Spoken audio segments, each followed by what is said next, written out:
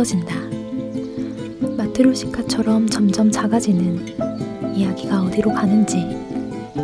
이야기는 끝나지 않고 내일은 한 번도 가본 적 없는데 어쩌지?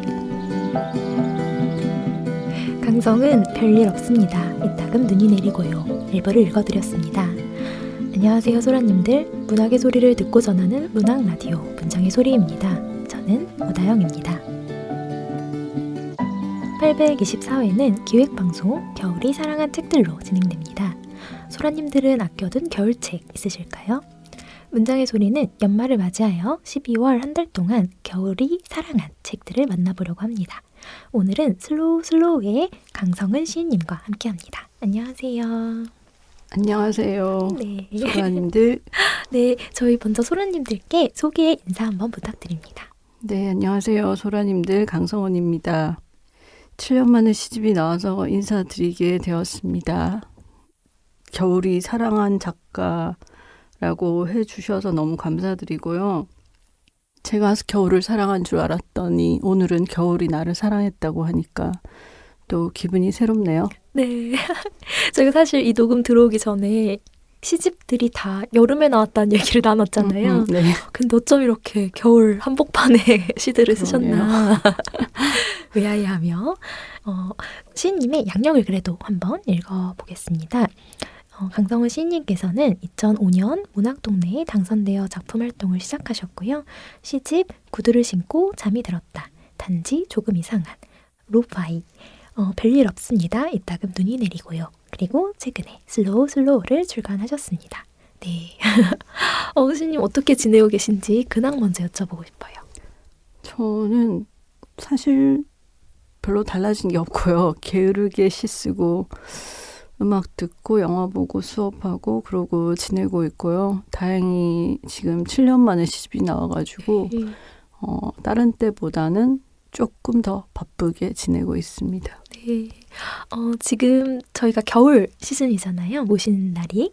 강성은 시인님이야말로 이번 기획 겨울이 사랑한 책들에 딱 맞는 분이라는 생각이 들어서 모셨는데 그 시인님 소개글에 이런 문장이 있습니다. 겨울을 좋아하고 눈 내리는 풍경을 좋아한다. 네. 시인님께서 가장 좋아하는 계절이 겨울이신 걸까요? 네. 겨울의 매력 무엇일까요? 추운 걸 좋아하는 건 아니고요. 사실 겨울이 되면 그 따뜻한 감각을 더 잘 느끼게 될 수 있다는 점이 더 좋은 것 같아요. 제가 겨울을 특별히 더 좋아하고 겨울과 관련된 정서가 녹아있는 시들을 쓰게 된 것은 어릴 적부터 좋아하던 동화책들이 겨울 동화책들이 많았던 탓도 있는 것 같고요. 그리고 제일 좋은 거는 눈이 내리는 거죠. 눈이 내리는 걸 보는 것을 가장 좋아합니다. 네, 내리는 순간에 눈을 가장 좋아하시나요? 네, 눈 내릴 때 하늘 보고 있으면 정말 펑펑펑펑 그 쏟아지는 눈들 잘 보이잖아요. 네. 그러니까 그냥 서서 보는 것도 좋지만 또 하늘을 보고 있을 때 기분도 좀 남다르고 마치 제가 영화 속에 들어와 있는 것 같은 느낌? 그런 것도 되게 좋아합니다. 네, 너무 아름다운 장면이죠. 그 어렸을 때 읽은 동화, 겨울 동화라는 게 어떤 동화였는지 궁금해서 하나 소개시켜 주실 수 있나요? 제가 그 토펠리우스 동화라는 동화가 있어요. 그 어릴 때 저희 집에 책이 있었거든요. 그 세계 전집 같은 거 있으면 나라별로 이렇게 있었는데 그 토펠리우스라는 작가가 핀란드 작가예요. 그리고 굉장히 환상적이고 마법적인 그런 동화들이었는데요. 사실 그 책을 좀 구하기가 지금은 힘들어져가지고 소개해드리기가 좀 어렵네요. 제가 어젯밤에도 검색해봤는데 다 품절됐더라고요. 아니 저도 어릴 때 한 세계문학 전집 많이 읽은 그쵸, 다들 작가들이. 네.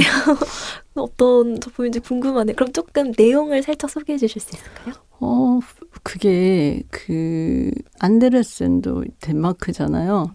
근데 그 핀란드는 조금 더 북쪽이다 보니까 레플랜드인이라고 하는 그 레플랜드인 약간 더 에스키모에 가까운 그런 사람들의 좀 토속적인 그런 동화책 약간 전에 내려온 얘기 같기도 하고 막 네. 그런 거예요. 눈의 거인도 나오고 그 숲의 정령들이 이렇게 있다가 그 눈을 유지해야 되잖아요. 봄이 오면 다 녹으니까. 뭐 거기서 벌어진 약간 굉장히 토속적인 느낌이 드는 동화들이었어요. 근데 그래서 약간 야생성 같은 느낌도 느껴지고 좀 매끈한 동화는 아니지만 그런 느낌이 좋았어요.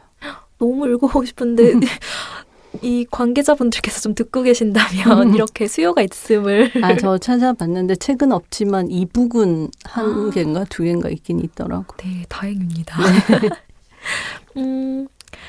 시인님의 소개에 이런 문장도 있었습니다. 세계의 다양한 캐럴 음반 컬렉션을 갖는 것이 꿈이다. 네, 너무 사랑스러우신 게 아닌가 생각하는데요. 여전히 그 캐럴 음반 열심히 모으고 계실까요? 그렇진 않고요. 아이고. 제가 그때 예전에 양력에 좀 재밌는 양력을 써달라고 해가지고 그걸 썼을 때가 벌써 15년 전이거든요. 아이고, 그런가요? 저희가 15년 전에 그 양력이 지금도 그 소개란에 네, 거기 다 올라와 있어서 저걸 누가 올렸는지 잘 모르겠지만 어떡하나 저는 지금은 거기 열심을 쏟지 못하고 구하는 것들 정도에 만족하고 살고 있고요. 네, 제가 지금은 모으지 못하지만 되게 좋아해서 지금도 자주 듣거든요. 그 클래식한 것들 좋아하고요. 프랭크 시나트라나 이렇게 빈 크로스비 같은 클래식한 것들도 되게 좋아하고요. 또 소개를 하자면 제가 가장 좋아하는 앨범이 하나 있는데 It's a Cool Cool Christmas라는 컴필레이션 앨범인데 네. 거기 제가 좋아하는 인디밴드들이 이렇게 여러 곡을 이렇게 수록해서 기부하기 위해서 만든 앨범이거든요. 그 자선 기부의 형식으로 만들어진 앨범인데 거기 베렌 세바스찬이나 뭐 그랜데디 같은 제가 제일 좋아하는 이렇게 밴드들 곡이 있어요. 네. 네, 그 앨범은 절반네. 당연히 구할 수는 없어요. 저한테는 네네. 있지만 그렇지만 어디 다른 그 플랫폼이나 검색해 보면 들을 수는 있을 것 같은데 오늘 저희가 그 시작부터 추천 소개 말씀드린 걸 전부 못 구하는 것들로만 얘기하다 보니까 그렇게 됐네요. 시인님께서는 이제 약간 세상에서 좀 구하기 어려운 것들로 지금 애정하고 계시는.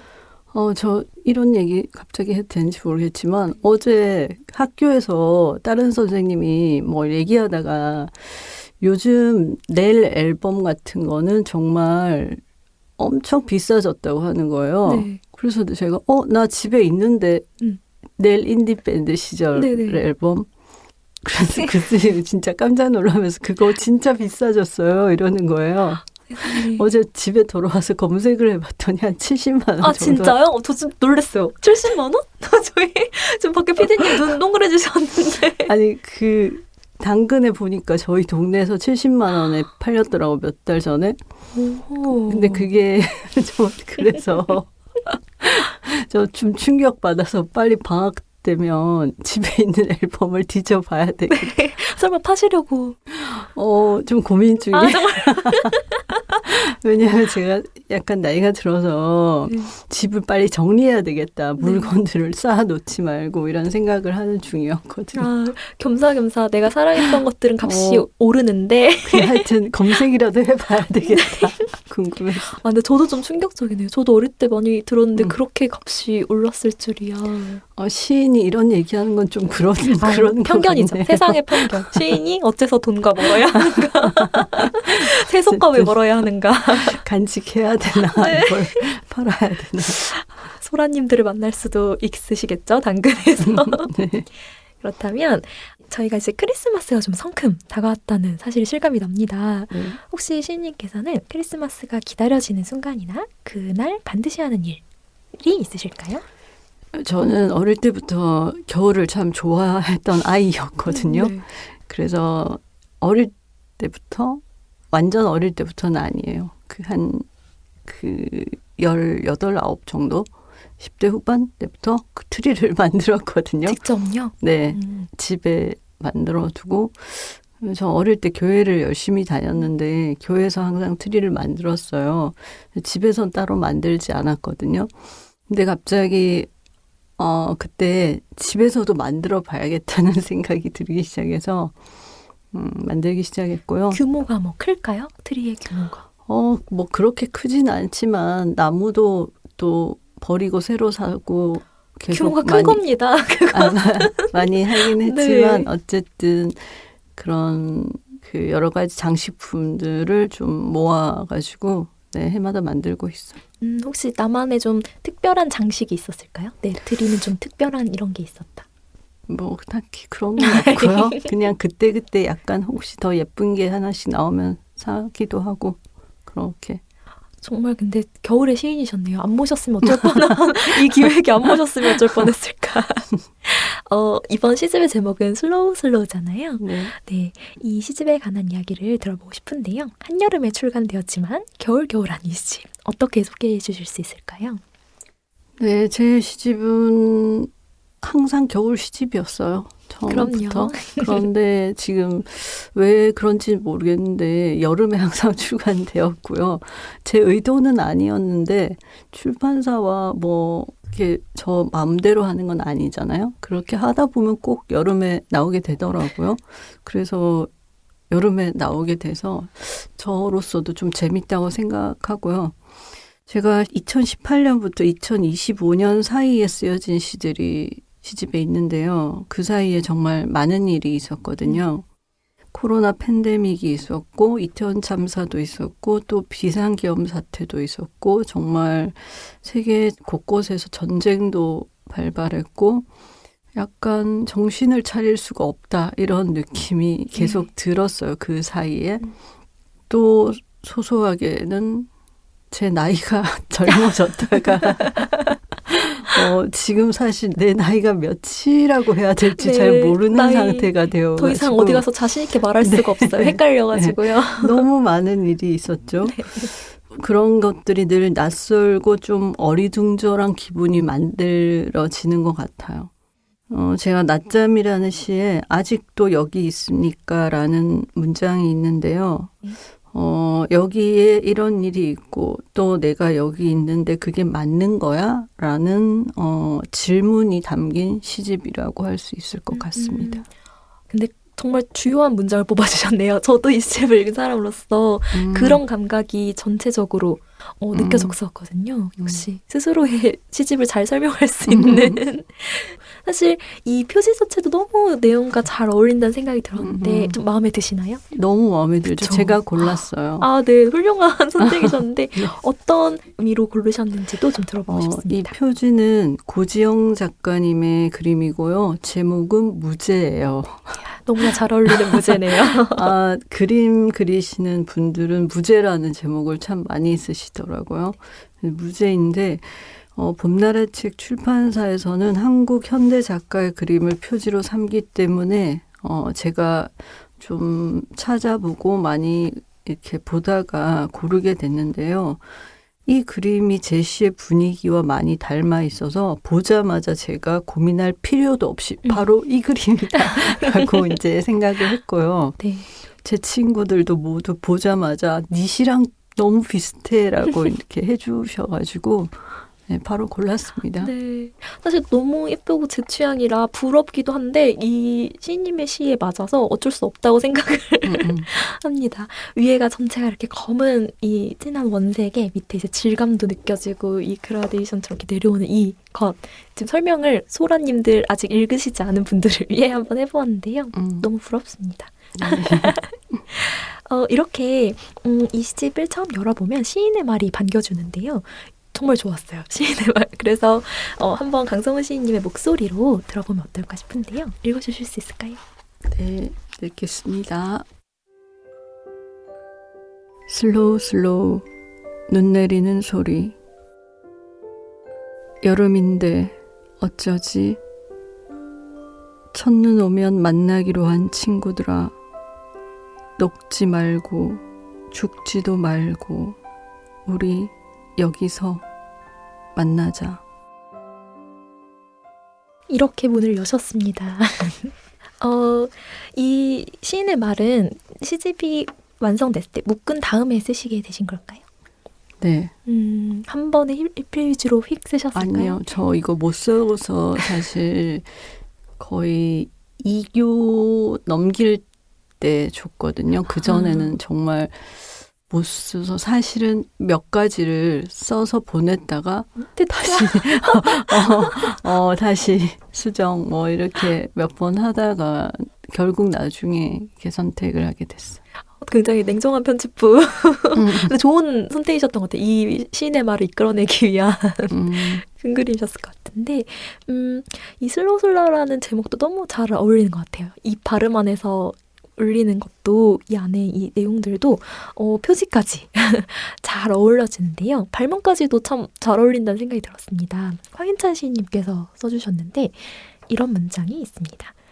아무리 세계가 끔찍한 것이라 하더라도 그 세계 속에서 우리가 함께할 수 있다는 바람, 그 마음을 손에 꼭 쥐고 놓지 않는 저 태도를 아름답다고 부르지 않을 수 없겠지. 네, 슬로우슬로우가 어떤 시집인지 정확하게 보여주는 문장인 것 같은데요. 시집을 엮으면서 시인님께서 붙잡으셨던 마음에 관해서도 여쭤보고 싶습니다. 유난히 이번 시집에서는 좀 현실 세계와 연결성이 보이는 장면들이 있어서 황인찬 시인이 그렇게 이제 써주신 것 같고요. 제 시가 원래는 좀 더 비현실적이고 초현실적이고 환상적이다라는 평을 듣는 편이었는데요.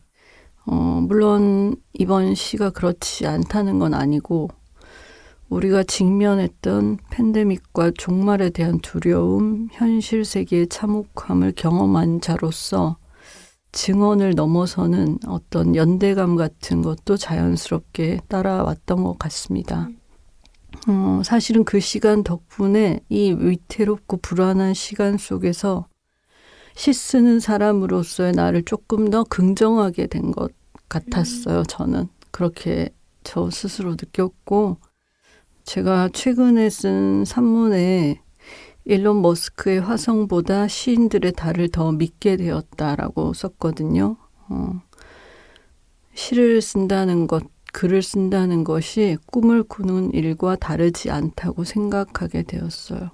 그래서 시인들이 더 많은 꿈을 꾸어야 한다고 생각하게 되었고, 뭐 그런 것들이 아무래도 제가 좀 더 개인적인 시를 썼다면 좀 한계로서 또 고민을 하고 모색을 좀 해본 것들을 조금 엿보았지 않을까 그렇게 생각합니다.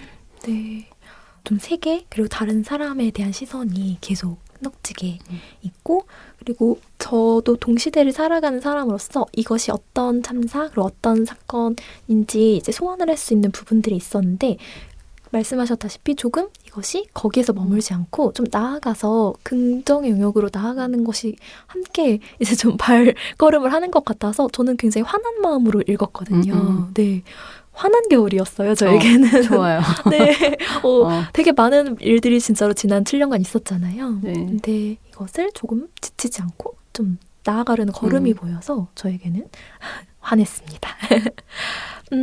소리 나는 시로 시집이 열리는데요. 이런 문장이 있습니다. 시에도 소리가 있다면 이런 것일까? 라는 질문인데요. 그 당근을 씹는 경쾌한 소리로 시작해 가만히 들어보다가 멈추었다가 다시 라는 구절로 끝나는 시입니다. 혹시 이제 성은 시인님께서 최근 가만히 들어보다가 멈췄다가 다시 들었던 소리가 있으신지 궁금합니다.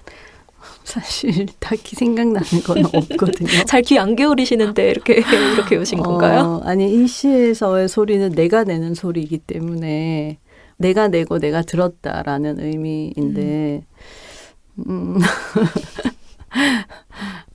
밖에서 나는 소리는 대체로 이제 제가 가장 많이 만나는 사람이 요즘 학생들이다 보니까 학생들의 얘기에 조금 더 귀 기울였던 것만 생각이 났어. 아, 학생들의 목소리가 가장 듣다가 안 듣다가 한 그 소리가 이제 학생들의 소리. 조금 더 주의 깊게 들으려고 노력한 소리라고 할 수 있겠죠. 이걸 듣고 계신 제자분들은 좀 기쁘시겠어요. 지금 고개를 절레절레 저으시는데 그렇다면 그 다음에 나왔던 그 미니멀 라이프라는 시도 참 좋았습니다. 그 무인으로 운영되는 우리 주변의 많은 것들에서 이제 부재의 풍경을 읽어내는데요. 인간 없는 곳에서 인간 없이도 움직이고 있는 많은 것들. 이제 시인님께서 어떤 마음으로 바라보고 계신지 들어보고 싶습니다. 사실 이 시는 원래 그 국립현대미술관에서 의뢰를 받고 쓴 시거든요. 칠한 느낌을 칠이요? 편안한 느낌을 이제 네. 써달라고 했는데 제가 사실 칠함을 넘어서 아예 무로 가면 어떨까라는 제 생각을 하게 돼서 쓰게 된 것이었어요. 인간이 없는 곳이면 더 편할 것 같고 내가 거기 있으면 인간이라는 것도 잊을 수 있을 것 같고 뭐 그런 느낌들을 생각했는데 가끔 그럴 때 있잖아요. 이 세상이 너무 싫어서 산속에 가서 살고 싶다. 전화기 없애버리고 싶다. 네. 이런 생각하실 때 없어요? 아이고 많죠. 네. 네, 저 1년에 한두 번씩은 불쑥 여기를 떠나고 싶다 이런 생각을 할 때가 있으니까 그러니까 뭐 무인 매장이 되게 많잖아요. 요즘 저희 동네에도 밤에 보면 무인 세탁소랑 뭐 이렇게 있는데 거기 사람이 아무도 없을 때 아니면 혼자서 있을 때 이럴 때 있는데 저는 도리어 혼자 있을 때 그 사람이 더 편하게 느껴지는 것 같다는 생각도 들더라고요. 그래서 지금 무인 기계들이 많이 생겨나고 AI 시대가 와서 우리의 일자리를 뺏는다고 하잖아요. 근데 어떻게 될지 저 잘 모르겠는 마음으로 그냥 보고 있는 그런 것 같아요. 이게 아주 먼 산 속에 들어가지 않고 도시 안에 있는 조금 안전지대가 이제 모인 그 공간인 것 같은데 사실 사람이 자꾸 사람 아닌 기계가 대체되어 있는 공간으로 도망가는 것이 이상하면서도 편안하면서도 정말 나 현대인이다 이런 생각했거든요. 현대인이라서 그런. 아주 사실 더 편하기도 하다는 생각이 좀 들기도 해서 그치만 또 과연 모든 그 무인 매장이 되면 그건 또 싫을 것 같기도 하거든요. 사실. 그렇지만 지금의 약간의 무인 매장들은 좀 편하게 느껴지기도 했어요. 제가 얼마 전에 우리 동네에 있는 무인 그 프린터 매장에 가서 이것저것 했는데 너무 편하고 좋더라고요. 그래서 네, 좋았어요. 이거는 좀 다른 얘기지만 그 이제 MZ를 지나 젠지의 세대가 왔는데 저는 이제 더 이상 그 아니거든요. 네, 벌써? 저는 MZ의 거의 끝자락 그렇게 해갖고 들어왔던 그래서 젠지 세대를 이제 관찰할 입장이 드디어 된 거예요. 저는 90년생이라서 90년대생이 온다 그 책 때문에 자꾸 인터뷰 많이 했거든요. 어떤 생각을 하며 사시나요? 뭐 이런 거. 근데 이제 더 이상 그런 질문을 받는 세대가 아니라 해야 되는 이제 밑에 세대를 관찰해야 되는 세대인데 그 젠지 세대가 딱 팬데믹 그 코비드를 겪으면서 완전 사람을 다르죠. 네, 마주했을 때 그 어떻게 반응을 바로 하지 않아도 그것이 편안한 그러니까 줌으로 수업을 듣고 채팅으로 상대와 교류를 많이 해서 실제 만났을 때 인간과 인간이 어떤 표정을 짓고 어떤 눈빛을 교환하며 대화를 해야 안 그 이상한지가 우리랑 좀 다른 거예요. 그냥 다른 거겠죠? 그래서 거기에서 느껴지는 그 경험들을 지금 제 세대가 밑에 세대에게 많이 느끼고 있더라고요. 그럴 것 같아요. 네. 학교에서도 완전히 달라요. 이 얘기를 사실 갑자기 한 건 이 시집이 참 이 시대를 드러내는 그 첨단의 시집의 표지처럼 보이지 않으나 이 시대의 장면들을 포착하고 있는 것 같아서 지금 일어난 일들 그리고 지금 우리가 하는 생각들이 있는 것 같아서 좀 시대감이 있다라는 생각이 이번엔 들었어요. 좀 이전 시집과는 다르게. 근데 세대별로 약간 다르긴 하겠지만 우리는 다 동시대인이니까 그렇지 않을까요? 그러니까 먼 다른 세대보다야 우리는 함께니까. 그렇죠. 내 곁에 있어줘라는 시 읽으며 시인님께서 이제 할머니라는 존재를 어떻게 이제 생각하고 계신지 그 의미를 여쭤보고 싶었는데요. 여전히 시인님 안에 특별하게 남아있는 할머니와의 에피소드 같은 게 있으실까요? 저는 외할머니를 생각하면서 쓴 시가 이전 시집에 걸쳐서 몇 편 있는데요. 이 시는 사랑에 관한 시라고 할 수 있는데 저희 외할머니를 역시 모델로 해가지고 가지고 온 시예요. 제가 첫 손녀라서 되게 사랑을 많이 받았거든요. 저희 외할머니도 경상도 맞달, 우리 어머니도 경상도 맞달, 저도 경상도 맞달이에요. 3대에 걸친. 그 전에도 있는지 정확히 잘 모르겠지만 그래서 사랑을 많이 받았고 저도 할머니를 되게 사랑했기 때문에 꿈에도 가끔 나오시고 그러시는데 저 이거 질문에 갑자기 또 생각이 났던 게 있었는데 저희 외할아버지가 제가 이제 결혼을 안 한다고 네. 엄청 저한테 화를 내면서 어느 순간은 거의 막 굉장히 불같이 화를 내셨거든요. 그때 저희 외할머니가 저희 외할아버지를 예전에는 외할아버지한테 그런 말 잘 안 하고 좀 조용한 스타일이셨는데 저희 할머니가 막 삿대질을 하면서 왜 그런데 애한테 이러면서 막 제 편을 들어주시면서 막 엄청 싸우셨거든요. 그래서 너무 고맙잖아요. 네. 근데 저희 외할머니가 그러고 나서 좀 몇 년 지나서는 저한테 막 화를 내셨는 적이 있었는데 왜냐하면 화장을 안 한다고. 오호. 화장을 안 한다고 엄청 화를 계속 내셨거든요. 근데 사실 두 분 다 같은 이유로 저한테 화를 내신 거예요. 근데 조금 다른 말로 한 거죠. 근데 제가 이거 얼마 전에도 이게 생각이 나더라고요. 그래서 제가 돌아가셨지만 두 분 다 제가 너무 잘 살고 있다는 거를 좀 전하고 싶어요. 너무 잘 살고 있으니까 걱정 말라고 얘기해주고 싶어. 두 분의 지금 다른 종류의 화를 들었는데 저는 이제 그 두 분을 약간 알게 된 것 같아서 귀여우시기도 하고 애정도 가지고 그렇군요. 마지막에 이제 이 두고 간 것을 찾으러 온 할머니가 저를 봐서 전 참 이 시가 그렇지 하며 읽었는데 그립더라고요. 저도 되게 많은 분들이 떠오르며 그리움을 느꼈습니다. 성은 시인님 시세계에서 중요하게 작동하는 것 중 하나가 이제 꿈인 것 같은데요. 그 시인님께서 잘 주무시는지 꿈을 여전히 이제 선명하게 갖고 계신지 이 부분도 궁금했습니다. 제가 이제 꿈을 사실 젊을 때만큼은 좀 안 꾸고 있어요. 그게 조금 아쉬워요. 손해죠, 손해. 아무래도 거의 꿈이 광산인데 제시 광산인데 캘 수가 이제 없어가지고 스스로 해라 이러는 거죠. 무의식이 난 이제 일하지 않겠다. 그런가 봐요. 그래서 조금 아쉽고 좀 꿈을 많이 꾸고 싶네요. 그러면 잠은 좀 푹 주무시게 된 걸까요, 더? 저가 원래 항상 늦게 자는 편이라서 그렇지 잠을 한 번 자면 중간에 깨지 않고 오래 자는 스타일이거든요. 그러면 지금까지 줄 만큼 주었으니 이제 너가 해라 하는 의식. 그럴 수도 있어요. 근데 최근에 꿈을 조금 꾸고 있어가지고 네. 다시 꿈을 많이 꾸려나 이런. 그럼 근래에 꾸었던 가장 인상 깊었던 꿈 하나만 들려주세요. 저 며칠 전에 진짜 되게 인상적인 꿈을 꿨는데요. 전철을 탔는데 그 옆에 한 20대 젊은 남자였어요. 근데 통화를 하고 있었어요. 근데 친구들을 만나러 갈 모양인가 봐요. 다 들렸어요, 옆에서. 그냥 앉아 있었거든요. 근데 그 사람이 통화를 마치고 저를 좀 힐끔힐끔 계속 보는 거예요. 그래서 제가 저 아세요? 그러니까 제가 예전에 시를 배웠어요. 이러는 거예요. 그래서 네.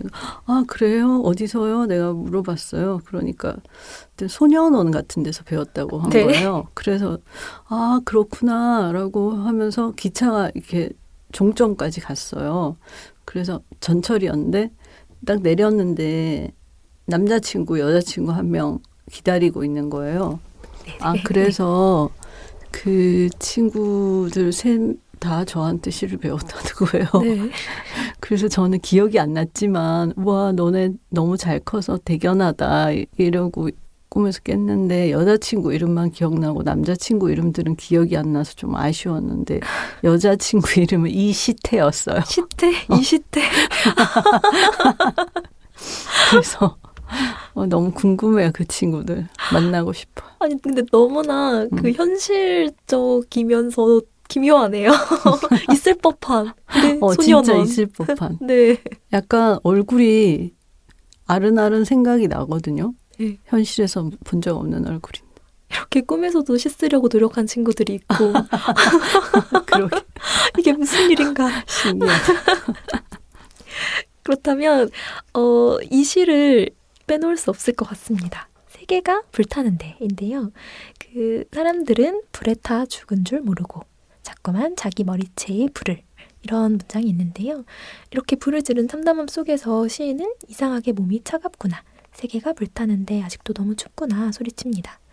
최근 세계가 불타고 있다는 감각, 이제 이런 구체적인 사건들 느끼신 게 있으실까요? 뭐 구체적으로 어떤 걸 딱 집어서 얘기할 수 없으리만큼 너무나 불이 많이 타고 있거든요. 네. 그래서 제가 지금은 하지 않지만 예전엔 SNS도 했었는데 거기는 늘 불타고 있었어요. 그쵸. 가끔씩 별 것도 아닌 일을 너무 많은 사람들이 너무나 과도하게 그러니까 몰아붙이고 있다는 생각이 많이 들고, 그래서 사람들이 인내심이 없다라고 느낄 때가 많아요. 조금만 더 인내심을 가지면 좋지 않을까? 그런 생각을 하죠. 너무 많아요, 그런 경우. 네. 지금 이 시대에 살고 있는 사람이 이런 말을 하면 좀 받아들여지기 어려울 수 있지만 이 시대가 좀 그런 것 같아요. 그러니까 어떤 시대도 지금 우리 시대가 이상하다, 힘들다, 뭐 어렵게 바뀌고 있다, 우려를 표하는데 지금 시대는 조금 정말로 과도기이기도 하고 초연결 시대이기도 하고 많은 일들이 일어나서 사람들의 태도가 정말로 조금 많이 바뀐 것 같아서 그게 좀 공포기는 하거든요. 전 세계적으로. 약간 용서도 없는 것 같고 아니면 조금 그저 의미를 깊게 생각하기보다 좀 단순하게 폭력적일 수도 있는 것 같고 그런 공포가 좀 있었는데 이 시집 전체에서 좀 이렇게 여러 그 세계의 불들을 마주하면서 제가 했던 고민들과도 많이 닿더라고요. 그것을 조금 현실적으로 그리신 시가 많은데 피 묻은 빵이나 예의 없음, 이 시에서도 그 끔찍한 세계를 응시하는 시인님의 시선이 드러납니다. 특히 예외 없음은 그 정확하게 현실을 재현하는 방식을 택하셨는데요. 이런 방식을 택한 이유에 관해서도 여쭤보고 싶습니다. 그렇죠. 제 시가 조금 직접적인 방식으로 얘기하는 편은 아니었는데 어떤 사건을 구체적으로 떠올릴 수 있게 만드는 그런 시들이죠. 이런 시들이. 제가 인내심이 바닥이 나서 그런 게 아닐까. 방금 조금 전에 인내심을 좀 갖자는 말씀을 하셨는데 그러게요. 그런데 스스로에게 하신 말씀, 스스로에게 들려준 그 소리였던 것일까요? 그런데 구체적 사건이 사실 있잖아요. 그런 어떤 전쟁과 관련된 것들이나 왜 조금만 조심해야 하면 충분히 막을 수 있는 그런 참사들, 그런 것 앞에서는 인내심이 다 사라지더라고요. 그래서 이런 방식으로 저도 모르게 쓸 수밖에 없었다라고 할 수 있을 것 같아요. 그럴 수밖에 없었던 목소리가 좀 느껴져서 그런 체감의 방식이 좀 있었어요. 동시대인으로서. 네. 출국에도 이런 부분이 있습니다. 잠든 사이 조용히 천국으로 불길이 번지지 않도록, 내가 아는 모든 것이 사라지지 않도록 엄마는 기도를 멈추지 않습니다. 네, 이런 좀 말하자면 무시무시한 이 세계에서 이렇게 기도를 하는 장면이 있는데 시인님께서는 누군가를 위한 기도를 오래 하신 적이 있는지 궁금합니다. 아니요, 없습니다. 시인님. 저는 사실 그렇게 오래 기도를 할 수 있는 사람이 아니고요. 기도밖에 나와요, 시집에. 근데 어째서. 그렇죠. 네. 그런데 저희 어머니는 정말 많은 기도를 하시거든요. 네. 그래서 제가 할 수 없지만 굉장히 감탄하면서 이제 생각을 하고 있고요. 제가 그 시를 쓰게 된 어떤 계기가 있었는데 저희 어머니가 교회를 참 열심히 다니시고 저도 어릴 때 열심히 다녔어요. 모태신앙이었는데 네. 지금은 다니고 있지 않게 되었거든요. 그러다 보니까 저희 어머니가 진짜 저한테 그런 얘기를 하셨어요. 내가 죽어서 천국에 갔는데 네가 없으면 거기는 천국이 아니야 이러면서 막 우셨거든요. 그래서 천국이라는 것이 도대체 어떤 것이냐. 그냥 저는 기도가 굉장히 귀하고 아름다운 것이라고 생각하는데 그 기도를 하는 어머니가 구원을 받았으면 좋겠다고 생각을 해서 기도라는 것은 본인을 구원케 만드는 것이 아닌가 그런 생각을 또 하게 됐고요. 기도의 그렇습니다. 대상보다 기도하는 사람 자신을 좀 네. 구원하게 만드는 것이 기도라고 이제 생각을 하고 있어. 그런 어떤 태도와 좀 연결되는 그 시선이 시집에서 드러나는 게 그 창가의 유령에서는 자세히 보는 일, 그것을 혼자 두고 싶지 않아 계속 보고 자세히 보는 일에 관해 쓰고 계신데요. 그게 약간 기도의 태도와 같잖아요. 시인님에게 있어 계속 보고 자세히 보는 일은 어떤 의미인지, 또 누군가를 혼자 두지 않겠다는 마음을 최근에 느끼신 경험이 있는지 궁금합니다. 그렇죠. 저희 어머니가 기도의 방식을 했다면 어쩌면 저는 좀 그런 태도인 것 같아요. 혼자 두지 않겠다는 마음 같은 것. 사실 혼자 두지 않겠다는 의지는 아니고요. 그 혼자 있는 사람을 봤을 때 아무래도 신경이 쓰인다에 더 가까운 것 같아요. 제가 그렇게 막 운동성 있고 아주 활기찬 사람은 아니기 때문에 네. 그런 의지가 있는 것은 아니고, 뭐 예를 들면 제가 그 몇 년 전에 어떤 재판에 연대를 한 적이 있었거든요. 네, 한 번만 가려고 갔는데 그 지방에 갔었는데 그때 가보니까 이 피해자가 그 가해자랑 법정에 그 아무 연고도 없는 지방에 있는 법정에 혼자 있어야 된다는 게 너무 신경이 쓰이는 거예요. 그래서 다른 친구랑 저랑 둘이 1년 동안 그 피해자랑 셋이서 기차 타고 다니면서 맛있는 거 사 먹고 그냥 놀러 다니는 셈 치고 다녔거든요. 근데 그런 경험이 또 굉장히 많은 생각을 하게 만들기도 했어요. 네. 그래서 저도 이걸 뭘 원해서 하는 건 아니고 이것도 일종의 기도라면 제가 구원받은 것이죠. 기도가 진짜 손모으고 하는 것 이외에도 정말 많다는 생각을 많이 하거든요. 종교에 관련도 없는 것 같고. 그래서 저도 이 시, 창가 유령에 나온 이 시선에 제가 요새 많이 느끼는, 생각하는 바랑 겹쳐져서 굉장히 이 시가 좋더라고요. 세상에 좀 답을 구하기 어려운 일들 있잖아요. 내가 어떻게 해야 되지? 뭘 할 수 있지? 해결할 수 없는 게 너무 많은데 일단 거기서 이제 시선을 돌리지 않는 어떤 것만이 결정이 되는 것 그런 것이어서 그런 생각이 들었고요. 그렇다면 혹시 이 전체 시편 가운데 시인님이 특별히 이제 좋은 중요한 의미로 남아있는 시가 있는지 궁금합니다. 네, 뭐 대부분은 다 신경을 좀 쓴 시라고 해야 되지 않을까요? 그래도 제가 좀 읽고 싶은 시가 하나 있는데요. 44페이지의 소우주이거든요. 네, 그러면 낭독을 좀 먼저 청해드려 볼까요? 네. 소우주. 지구는 점점 작아지고 있는데 아무도 모른다. 서울도 북한산도 한강도 버스를 타고 집으로 돌아오는 밤길도 집 앞 공원도 전봇대도 계단도 아주 천천히 작아지고 있다. 어린 시절 아버지라는 세계가 사라지자 어머니라는 세계가 전부였던 것처럼 너라는 세계가 사라지고 나라는 세계만 남았지. 지금 여기는 내가 알았던 전부의 일부. 사라진 세계가 사라진 줄도 모르고 사라질 세계가 돌고 돌고 돌아 점이 되고 있다. 점 멀어져. 이제 보이지 않는 것들이 내가 아는 전부가 되고 있다.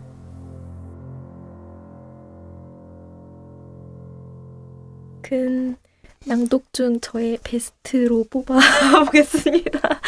제가 근래 들은 낭독 중 베스트로 뽑아보겠습니다. 고맙습니다. 정말 눈이 소복소복 내리는 것 같은 낭독이었는데요. 이 시를 뽑아주신 이유 있으실까요?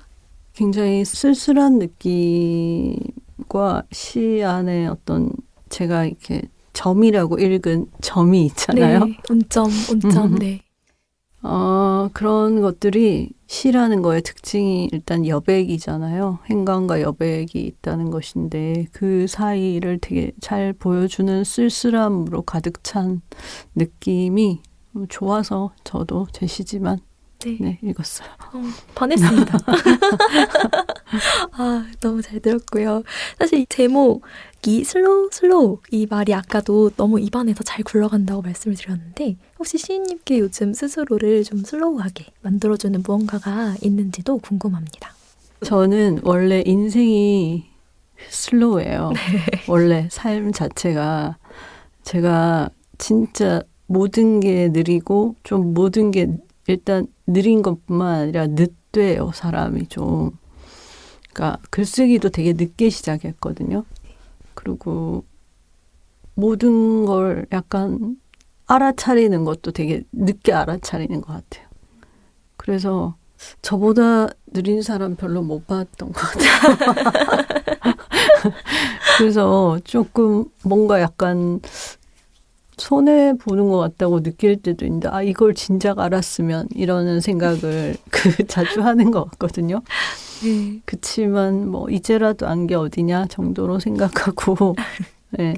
그래서 그냥 ADHD인 것 같다는 생각을 하면서 이렇게 느릿한 것이 ADHD. 그런 ADHD도 네. 있다고 하더라고요. 그리고 검사는 안 해봤지만 인터넷에 떠 있는 해보니 그거 있잖아요. 자가 확인 네. 같은 거 보면 나 확실한데 이런 생각을 할 때가 있어요. 근데 이거를 좀 그냥 너무 당연하게 나의 슬로우함을 이제 긍정하고 살고 있어요. 너무나 이 질문에 대한 적절한 답을 슬로우하게 해주셔서 충분히 납득이 되었고요. 저희가 12월에 찾아오신 작가님들께 공통적으로 질문을 드리고 있는데요. 강성은 시인님께서 특별히 아끼는 겨울책 있으실까요? 겨울책이요? 제가 아까 얘기한 토필리우스 동화를 찾기 어려운 그거요? 네. 전자책으로 읽어보시면 좋을 것 같고요. 그 네. 말고 또 한 가지 그냥 직관적으로 제가 좋아하는 책 중에 하나가 이렇게 앨리스 스미스의 겨울이기도 하거든요. 그래서 앨리스 스미스의 겨울을 추천하고 싶네요. 네, 그것은 이제 구할 수 있으니 네네.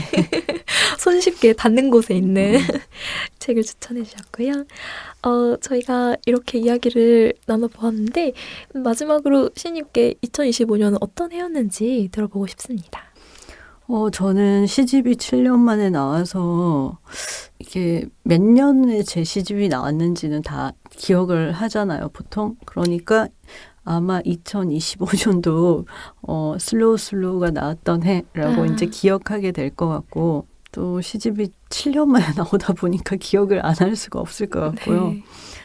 또 이번 해 사실 제가 시집을 못 내서 그동안 몇 해 동안 되게 좀 마음이 다운돼 있었거든요. 사실 시집을 내야 되는데 라는 생각을 하면서도 뭔가 손에 잘 안 잡히고 못하게 되고 막 그런 게 있었는데 내서 사실 굉장히 기쁘고 후련하거든요, 지금. 네. 그래서 지금은 상반기만 해도 못 내서 힘들었는데 하반기부터는 굉장히 후련한 마음이에요.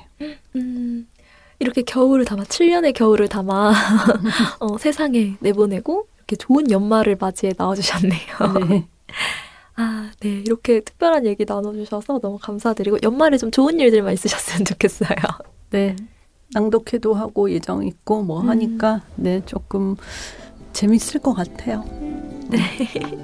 이렇게 연말에 함께 해주셔서 정말 감사합니다. 네, 불러주셔서 정말 감사합니다. 문장의 소리는 소라님들과 함께 시인님의 작품 활동을 응원하겠습니다. 저는 다음 주 825회로 다시 인사드리겠습니다. 곳곳에 가닿을 문학의 소리를 상상하며 마칩니다. 저는 오다영이었습니다. 나무 향기가 좋아서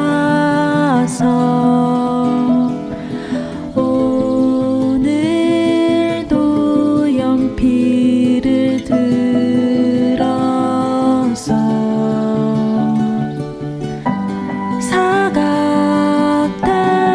사각대는 소리 귀 기울이다 반가운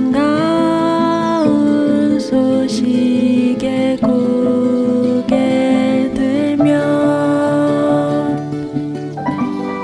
문학 라디오 문장의 소리